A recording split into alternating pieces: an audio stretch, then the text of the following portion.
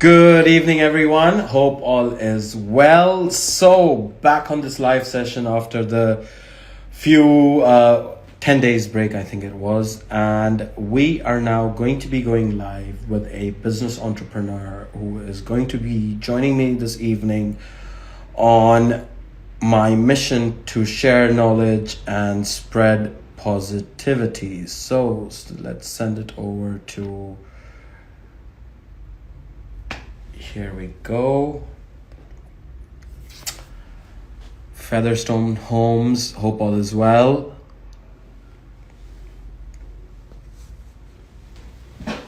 Sorry, I'm just going to be going live in a minute, so you might have to hold on for a bit. Here we go. And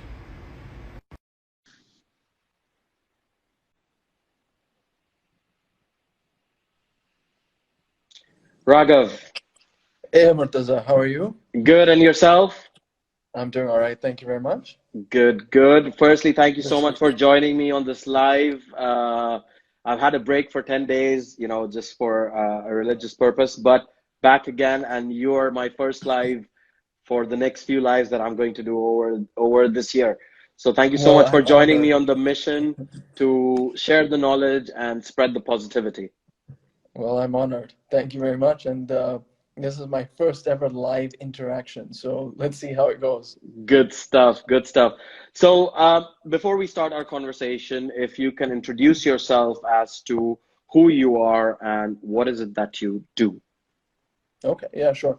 So, Murtaza, my name is Raghav Gandhi. I'm currently based in Dubai, I've been in the Middle East now for almost 6 years. Okay. I've been a real estate professional for um, oh, Since you can so remember. yeah, well, it's not that long, but yeah, it's been almost I think 14 years, Oh, wow. and worked very much across the emerging markets, and fortunately across the value chain. So I've done a bit of fundraising, done work in development, done work in investment. Currently, I'm a consultant. Okay. So I set up my own company a couple of years ago. And this has Uh, all been within the property background, I guess, right? The yeah, yeah, investing, the fundraising, and everything yeah, that you've done has all yeah, been related to property. yeah. Whatever I mentioned has been focused within real estate. My consulting company is also purely focused on real estate strategy, real estate development management. So across the spectrum. And yeah, it's something that I've been doing for 2 years now. And it was something that I set up when I was also working on a startup that I wanted to. So I Is got the that entrepreneurial is bug. that is that a tech startup that No. It was again real estate focused. okay, Yeah, good stuff. everything for me is about real estate. Good Yeah, stuff. Good stuff. yeah. So, thanks so much for sharing that. But before we move the conversation forward, I've always asked this to all my guests that have come on Okay. this live chat. That when we were growing up as kids, teenagers, school going, college going, whatever it is, we always have these different careers that we aspire to be. Whether it's our parents that we see, uncles, aunties, relatives, friends, and possibly someone's becoming an architect, a doctor, a lawyer, an actor, a musician. Was there any career that you aspired to be? Was it always sort of property and entrepreneur driven that you wanted to be in that field? No, I mean, the one thing I should add is actually I moved into real estate after business school. So Okay, before that, I was in investment banking okay, and a hedge fund. okay. So for me, it was a kind of a transition, after like having worked for 5 years already. Yep, yep. So I realized about kind of my interest or passion for real estate much later on. Okay. Uh, But when I before was the grow, investment banking, when you were growing up, what is the yeah, when I was growing up. That's an interesting one. I mean, I don't think I was someone who was ever that focused that I had a professional career in mind. okay, I did actually, because you mentioned it, so I should say it. And not many people know this either, but I actually wanted to be in acting. Oh, So good I used stuff. to, yeah. So Bollywood or Hollywood? whatever would have taken me. But yeah, exactly. No, because I did a bit of theater when I was Okay. kind of in school, and and university as well. Okay. So that was And all something your that I life really. you've been based in Dubai, or were you in the UK? No, no, no. I was in London. So Okay. most of my life I've grown up in London. Okay. Yeah, yeah. And that's So where I you left sort of London. grew that aspiration to become an actor. Yeah, yeah. So I left London in 2005 when I went to business school. Okay. All right. Fine. Yeah, yeah, yeah, yeah. So you got into schooling, you did your college, and then you went to university, and that's where you studied to get into the investment banking side. What is it that you studied at university? Was it Yeah, economics, accounts, finance? very boring. Yeah, you got it right the first time. It was economics. Oh, So wow. it was yeah, The most, a the very it was a I very consider economics the most vanilla kind boring of topic. progression. Yeah, exactly. Yeah, uh, there were two things that I learned when I studied economics. One was something about supply and demand, and the other was how to go to sleep with your eyes open. That's yeah, that's what economics taught me more than anything else. That's good to know. So once you finished that and you got into investment banking, how was it to sort of start off your career? How was it? Was it easy enough to get your first job, or to start off your career in the investment banking side that you wanted to do, or did you have to do other side jobs as well till you got to where you wanted to be? No, I mean, I was, I guess, in a way fortunate that I went to a certain university where, you were visited Top companies. by the investment banks, as part of the recruitment cycle. Yep. So, I was recruited straight away into an analyst program, right? So, I And can you name the company that you were recruited by?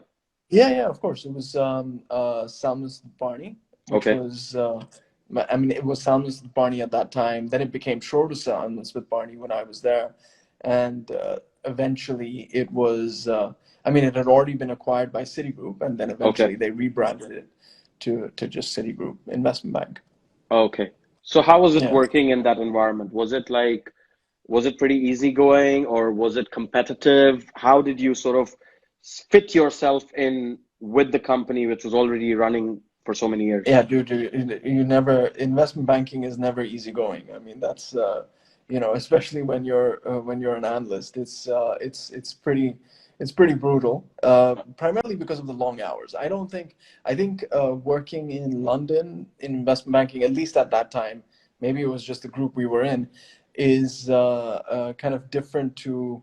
Let's say maybe if I had worked in the U.S. in New York, for instance, which I suspect would have been a little bit more kind of Yep. cutthroat, right? Uh, when you're working within a European setting and with a bunch of Europeans, no one's trying to Be stab your each other friend. in the back. Yeah, no one's trying to stab each other in the back. I mean, like Yep. we were kind of like we were good A friends. close-knitted team. Yeah.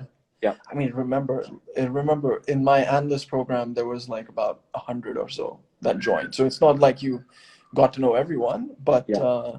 you made some very good friends. I was, I roomed with a couple of analysts that I'd got to know. So the office was in Canary Wharf, and I Yep. Yep. and I had rented an apartment close by, and there was a couple of other guys. So it was just kind of What like. does investment banking involve? I mean, we hear the term investment banking. I mean, Canary Wharf is full of that, right? With all these Yeah. big companies out there.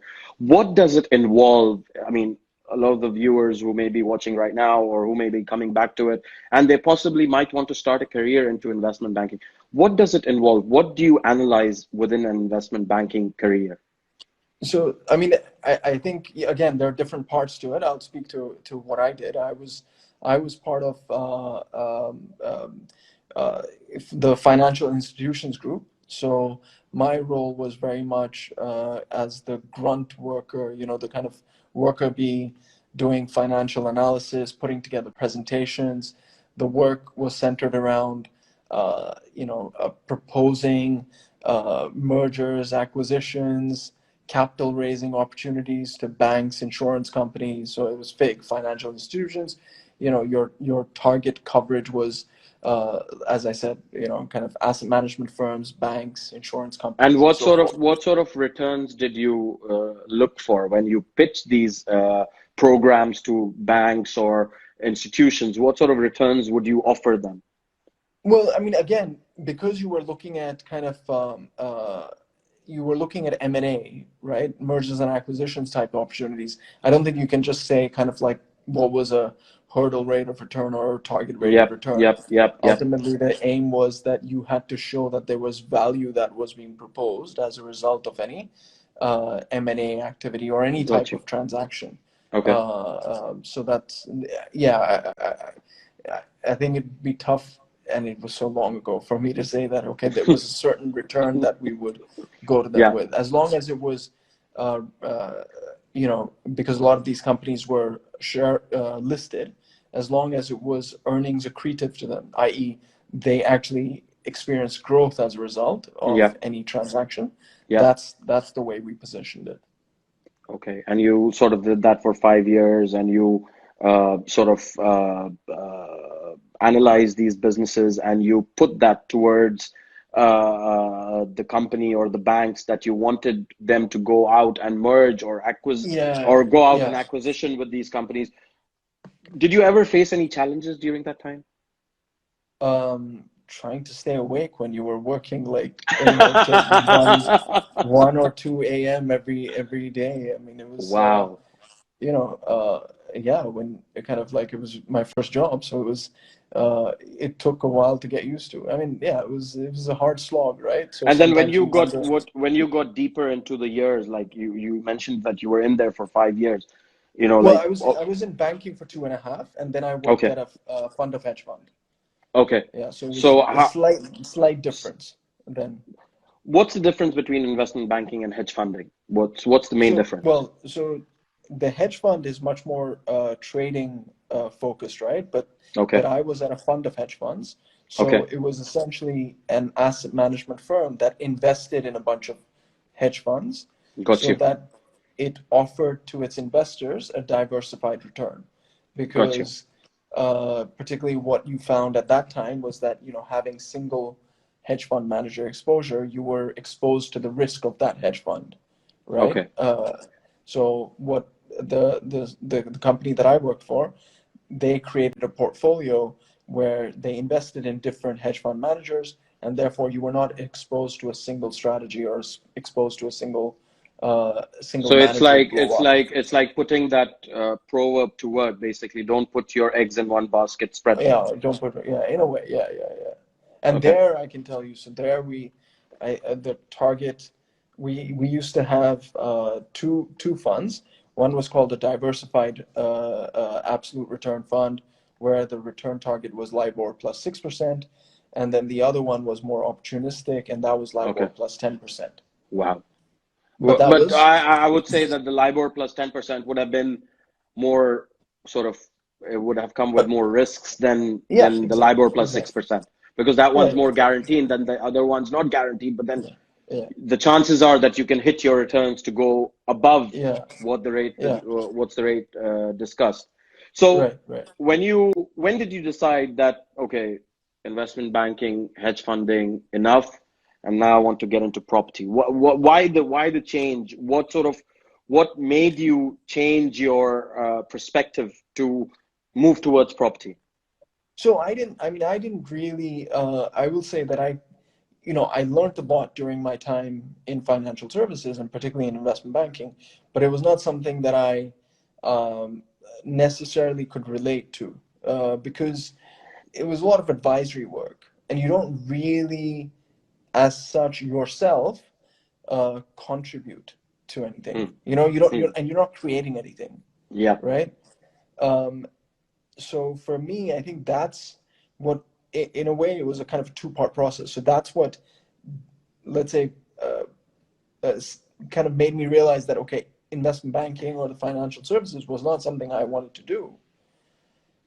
But then the question became, what is it that I wanted to do? So fortunately, I was able to go to business school, which is where I thought, let me use that opportunity of a 2-year break to figure out what it is, right? Because the great thing with business school is that you get exposure to, so many different industries, so many different companies, and people from different backgrounds. So not everyone Coming to was study at like me. the Right. business school, and then you get in touch, you start Yeah. interacting with them, and you learn different things. Exactly, right? Yeah. So you kind of broaden your horizons, you get to know other people's experiences, and you use that to figure things out. And I think for me, very quickly, so my father had also actually has been in real estate. So I Okay. knew about real estate. But Okay. and the one thing I really liked about the industry was that there's a tangibility to it, right? Yep. So, you're kind of like you're building a house, or you're building somewhere where someone works, or someone goes to Holiday Inn, or someone goes to Or you're shop, building those someone's things. home, basically. Someone might Yeah, want to live exactly. there, Yeah, as an investment, as a live-in property, whatever it is. yeah, You're right. being a part of that. Yeah. And you can see it, right? You kind of hold on to it, you kind of like kind of from the ground up, right? Yep. That's they Yep. as they also say. So I kind of used those 2 years, as I said, in business school to really get to know what real estate was about, right? And I met alumni, I met current students, I spent time with them, understood what it was like. I actually did my the internship between the 2 years in a real estate private equity firm, and yeah, by the second year, I was set. I knew I wanted to You were move into real certain that estate. that's it, real Yeah, estate. yeah, yeah, that was it. And but the difference for me was that I didn't, because again, I'd worked in real estate private equity for that internship. One thing that I again felt was like I wanted to get my hands dirty, right? And what I realized very quickly was that I was not going to be able to do kind of like ground up development, like proper development, in working in the US or working in the UK, because there buildings are already done, dusted, Yep. right? Yep. Yep. Yep. And it's a lot of trading, right? Of kind of buildings, let's say. Yep. So Unless you go out I and buy the land and you get planning permission on it and all that kind of stuff, and then, yeah, I mean, that it depends where you want to be with the process, right? Either right, you want to buy existing buildings, or you want to build new yeah. buildings, whatever it is. Yeah, exactly. And I think for me, it was like very much, like I said, like I think the value proposition is far greater when you're doing development, right? Of So course. I was very keen to get involved at that level, at that part of the value chain. And so, you know, anyway, because of originally origins and all that, I was very close to India. So I just kind of mooted the possibility of actually working in India Okay. after graduating, which was very much Okay. kind of off the beaten path. So And my father, did you go there, or you yeah, was like, no, okay? no. So you went So to you went to Bombay or any other city? I went to. I mean, when I was exploring, I obviously kind of went up and down the country, meeting a lot of people, seeing what kind of jobs I could line up. But eventually, I ended up working in Delhi. Okay. And I was in India for 7.5 years. Wow. Uh, yeah, yeah, yeah, yeah, yeah, yeah. And how was the experience there? So the experience was fantastic. I mean, Business wise, and then property selling wise. How was it? I mean, working in an emerging market is a very different proposition to working in the UK, Yep. right? Or any developed market, right? The Yep. way Yep. people do work is very different. Uh, I was kind of working in a kind of hardcore, very local real estate firm, where it was like as bureaucratic as a government organization, very feudalistic, right? So I don't know. I don't know if you watched that program, the Indian program, Office. no, no, I haven't. No, no. Yeah, the bureaucratic way of working. Yeah, yeah, exactly, It's a exactly. really good program. Maybe you should watch it. Yeah, yeah, yeah. So that there you go. So that's what So it was very bureaucratic. It was very kind of feudal, but you just had to get work done in that, Yeah. right? And Yeah. that was a major fundraising role that I had. So what I did when I moved to India was that I took a role which played on the back of my financial services background, but got me an in to this industry that I wanted to be in, which was real estate. Got you. So my Got you. first job in India was very much fundraising, and I was doing like private equity transactions for a real estate developer there. So during it was quite an intense period of 2 years. I actually ended up raising about $550 million.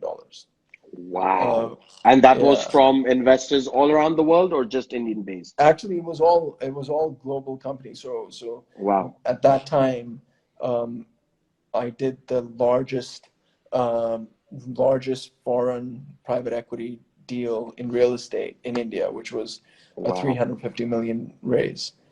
And I also helped set up. You probably heard of them, but the U.S. office developer. I mean, they're a global firm, Hines. Okay. So I set up their first JV in India as well. Wow. So yeah, and then the world collapsed because it was global financial crisis time. Yeah. So at that point, there was never going to be any fundraising happening for a while. But fortunately, what ended up happening was that I did that job. That was my first job in India for 2 years, and then I got recruited by another firm to help set up a commercial real estate venture for them. Okay. And so as a result of that, that's where I spent 5 years. And that was essentially, I was part of the founding management team. We set up a company from zero, bought land, put together feasibility studies for those projects, uh, contracted out, managed the projects. And in the time that I was there, I oversaw the development of about 1.8 million square feet in office and retail space. Wow. And And that was in Delhi. that was, well, no, it was, I would say around Delhi, North India, Okay. North India. Okay. Um, yeah, and by the time I left, the company had annualized rental income of about $100 million. Yeah, yeah, Wow. yeah, That's amazing. So, yeah. do you think that is it better for an individual to, if they have the opportunity, if they have the right opportunity, to get into a company when they're starting up or get into a company when it's already made the millions? No, I think that depends on person to person. Like I'm someone who very much prefers kind of like smaller organizations, ones that are in a growth phase. Yeah. Like my first job ever, the investment banking one, was with an established kind of behemoth, right? It was like a very much So would you a prefer that or would you prefer to be no. So starting up? I realized very early on that I'm not someone who really can thrive in an kind of large organization where essentially you're just a cog in the wheel, right? You're kind of pigeonholed. You're told, okay, this is your role and this is all that you're going to do. For me, like I've always preferred smaller organizations because I think there's more You can scope learn for. different things. You can Yeah, learn exactly. And you can diff involve yourself in more, right? And you can kind of absolutely. like Absolutely. you can kind of have yeah, more exposure to things and add like breadth of value. Whereas I think in bigger organizations you kind of add deeper value because you just you go straight, you kind of just you have one role and that's all Yeah, you focus on. absolutely. Um, so I think I'm probably a generalist more than a specialist. So Good stuff. that's the way I look at And myself. then from India, you did your 7.5 years, which you mentioned, and you've done some amazing deals out there. Why did you think of moving to Dubai or the UAE? So I actually moved to Kuwait first, and Okay. the reason was that I mean I was kind of looking for a change anyway. I think the way I looked at it was that I was, um, I'd been in India for 7 years. I'd done whatever I had to. Um, I I kind of felt like the economy was going to go into a bit of a slowdown as well. That was very much a personal belief rather than kind of a wide held belief. And But yeah, do you think that currently where India is at, do you think that belief sort of worked out for you, or if you had the chance, you would still stick there? no, I don't have regrets. I mean, I think for me personally, I did the right thing. You know, Okay. there will be people who felt when I was leaving in 2014, like it was a great place to be. That's fair. I had to take many things into consideration. I had, kind of, I got married. I had a kid as well. I had another one on its Good way, stuff. and so you kind of change your mindset. You think about things differently, right? You start thinking about your family rather than yourself. Yeah, exactly. Yeah. No, I don't have any regrets. I mean, basically, what ended up happening was that I got introduced to the CEO of this Kuwait headquartered company, who was a business school alum, and the same business school that I went to. He was an alumni there. He got connected through a classmate, so someone who I went to class with at the same time in Okay. that business school. Okay. So he Yeah. said, "Hey, look, if you're looking for a real estate person, I know someone who Someone. really fits the bill." And so, One thing led to another, and there you yeah, were in Kuwait. yeah, exactly. So, and there, my role was very interesting. It was kind of like I was overseeing a development and investment portfolio across the Middle East and North Africa. Okay. So my life was basically, I would say for 4 years, it was pretty much me being on a plane every week. So it was like, you Wow. know, one week in Egypt, 1 week in Jordan, 1 week in So you got to Lebanon. explore the Middle Eastern countries. Yeah, and yeah, exactly, very much so. So it was great, and each country, each location, we had a different project, so a different problem, so to Yeah. speak. Yeah. So it was like very much like, you were kept on your toes. So there was no cookie cutter solution to each project. You were always, yeah, just having to figure out different things for different horses for courses.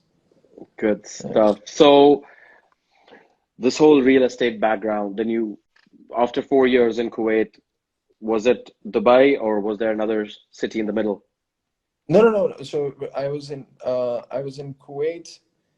I might have kind of missed out the timeline. So I was in Kuwait for 3 years, so from Okay. 2014 to 2017. And Yeah. in 2017, I moved to Dubai to set up the Dubai office for the same company. Okay. So I was Got there you. for about 2 years, Okay. uh, and then I decided I wanted to do something on my own. And this is where you are today, where you are doing something for yourself. Yeah, And so I mean, like I said, I mean, in the beginning, there were two things that I was yeah. focused on. One was a startup venture, which unfortunately didn't work out. Okay. And the other was, consulting. So, and I've been consulting like along the way a lot more intensely in 2020, whereas in 2019, the primary focus was my startup, Okay. which, like I said, didn't work out. And 2020 has been much more consulting.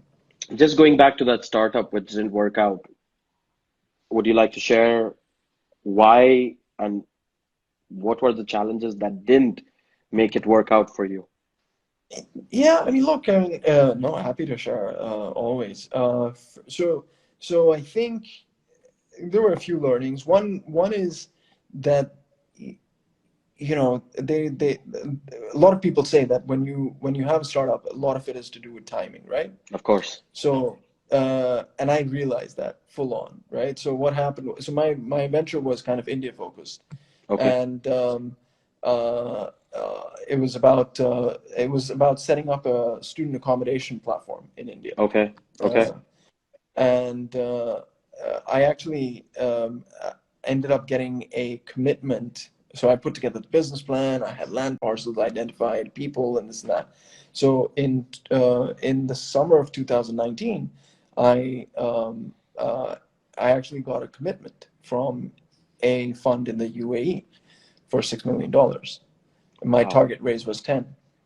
So Okay. I was like, fantastic. So then I went to India and I spent about 2 months there, kind of just Putting things getting to things shape. going, right? Getting things Yep. going, right? Yep. Yep.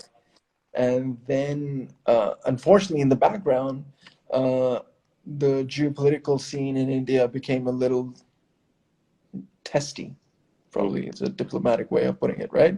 mm. There were a few things that were going on, uh, and things that I didn't agree to, but whatever. Sometimes in a lot of emerging markets, the economy is not driven by the government and politics as much as it is by just the entrepreneurs there, right? Exactly. Exactly. So I was like, it's fine, continue on. But so I then came back to the UAE in September, and I thought, let me just Touch connect base. with, touch base with the PE fund. I mean, I was already in touch with them, but then I was Yep. like, let me do a presentation on what is going to happen, what I've been up to for the last two Yep. months and whatever. Yep. Yep. Yep. And before I could get into the presentation, the fund just turned around and said, we just need to talk. And I was like, sounds like I'm about to get dumped. And they're like, yeah, look, things aren't great in India. We've been following what's going on. It makes us nervous, and we're gonna kind of hold Do back. you think? Do you think that investment fund just used the political or the diplomatic issues to back out, or was it genuinely that they thought about the political issues and the diplomatic issues Yeah, at I mean, look, in I mean, in I don't know what else necessarily they could have that could have driven them. I do think or that maybe or that may, or maybe they just didn't want to do it. Yeah, it could be exactly. I mean, it could be just cold feet, and it was just not worth it. I mean, there one is. I mean, like so. I do agree. I think maybe there was more to it. Maybe, um, uh, it was kind of like, just is it really worth it? It's because development. It was a development play, and Of course. development ultimately has a whole lot of risk, right?